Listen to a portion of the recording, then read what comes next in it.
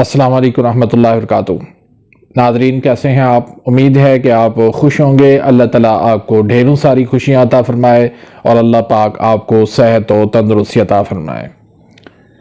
नाज़रीन, आज हम एक नए टॉपिक के साथ, एक नए नुस्खे के साथ हाज़िर खिदमत हैं। आज का जो टॉपिक है वो है खूनी बवासीर का इलाज। नाज़रीन, थोड़ी सी बात करेंगे बवासीर के मर्ज़ पर, उसके बाद मैं आपको नुस्खा बताता हूँ। नुस्खा बहुत ही सिंपल है, बहुत ही आसान है और बहुत लाजवाब नुस्खा है। जितना ये सिंपल है उतना ही ज़्यादा ये फ़ायदा करने वाला है और फौरी फ़ायदा देने वाला है। ये दरअसल तेज़ाबी मसला है।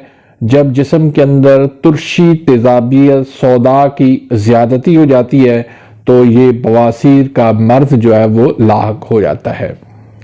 इसमें जितनी भी उज़लाती यानी तुर्श ग़िज़ाएँ हैं, एसिड वाली ग़िज़ाएँ हैं, वो सारी परहेज़ करनी होती है। यही सबब होती हैं इस मर्ज़ को बढ़ाने का।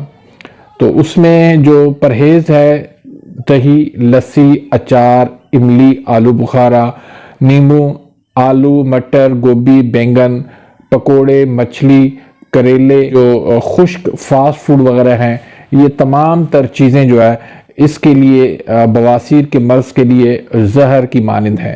तो ये चीज़ें सबसे पहले परहेज़ करनी है और आपने जो है वो ग़िज़ा में जो है वो गुद्दी ग़िज़ाएँ और आसाबी ग़िज़ाएँ इस्तेमाल करवानी है। तो नुस्खा बताने से पहले एक छोटी सी गुजारिश रखूंगा कि अगर आपने अभी तक मेरे इस चैनल को सब्सक्राइब नहीं किया तो प्लीज़ सब्सक्राइब कर दीजिए, बेल आइकन घंटी के निशान को प्रेस कर दीजिए ताकि मेरी हर आने वाली न्यू वीडियो का नोटिफिकेशन आप तक पहुंच जाए और आप मेरी वीडियोस से मुस्तफ़ीद होते रहें।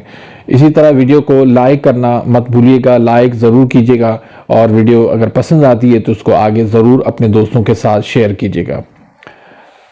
तो नाज़रीन, पहले ये बादी बवासीर होती है। जब वो वक़्त काफ़ी गुज़र जाता है, इलाज ठीक से ना हो तो फिर ये खूनी बवासीर हो जाया करती है। अक्सर ये कहते सुना है कि बवासीर का इलाज मुस्तकिल नहीं है, हालांकि ये गलत बात है। अल्लाह के फजल करम से हमने सैकड़ों बल्कि हज़ारों लोगों का इलाज किया है। वो आज अपनी लाइफ नॉर्मल तरीके पर गुजार रहे हैं, उनको कोई भी बवासीर की तकलीफ़ अब नहीं रही है। तो बवासीर का इलाज बिल्कुल है, लेकिन उसका दुरुस्त इलाज जब किया जाए, अक्सर लोग जो है वो एलोपैथी की तरफ जाते हैं तो वहाँ पर जो है वो ऑपरेट करके और वो सर्जरी करके वो मसे जो है वो निकाल लिए जाते हैं। लेकिन जो तुरशी तेज़ाबियत जिस्म में बड़ी हुई होती है, जो सबब होती है बवासीर का, वो उसका कोई इलाज नहीं किया जाता। फिर अक्सर जो है मुआलिजीन वो क्या करते हैं कि मर्ज़ को रोकने की कोशिश करते हैं। तो मर्ज़ को हमेशा जड़ से ख़त्म किया जाता है, उसको रोकने की कोशिश नहीं की जाती।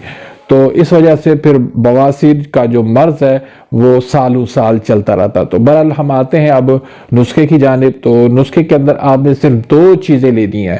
बहुत सिंपल सादा सा नुस्खा है, लेकिन कमाल का नुस्खा है, बहुत लाजवाब नुस्खा है, ख़ास तौर पर खूनी बवासीर के लिए। इसके अलावा जो है दूसरे अमराज के अंदर भी आप इसको इस्तेमाल करवा सकते हैं।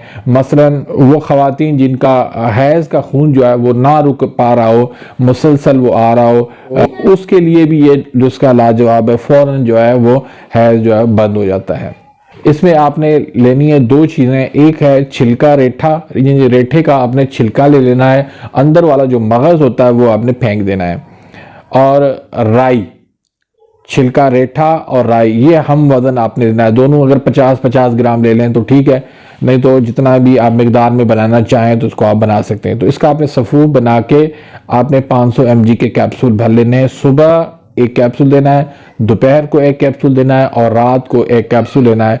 तो ये आपने ताज़ा पानी के साथ लेना है। तो ये आप नुस्खा इस्तेमाल करवाएं। अल्लाह के फजल करम से फौरी तौर पर जो खून आ रहा होता है बवासीर का वो फौरी तौर पर बंद हो जाता है। तो इसी के साथ ही नाजरीन मैं इजाज़त चाहता हूँ। मिलते हैं इंशाल्लाह नेक्स्ट वीडियो में, तब तक इजाज़त, अल्लाह हाफिज़।